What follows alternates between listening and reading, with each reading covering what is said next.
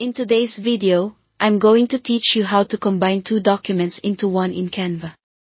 If you've got content spread across separate designs, you can merge them in just a minute using grid view and a quick copy and paste.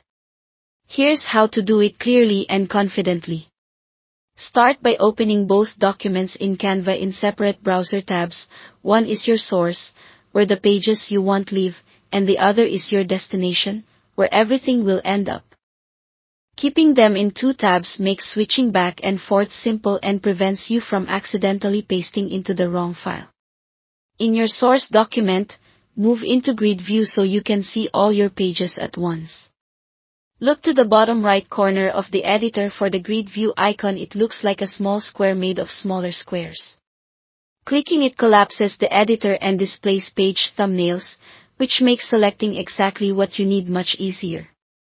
Now select the pages you want to bring over.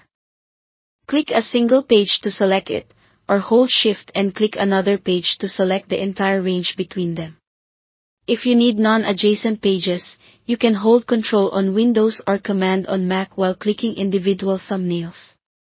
You'll know they're selected when the thumbnails are highlighted. Copy those pages with the keyboard shortcut, Ctrl-C on Windows or Command-C on Mac. If you don't see anything happen, make sure your thumbnails are still selected in grid view. Large selections may take a moment to copy, so give Canva a second if needed. Switch to your Destination Documents tab. Enter grid view there as well so you're pasting into the page area, not onto a single canvas. Then paste with Ctrl-V on Windows or Command-V on Mac.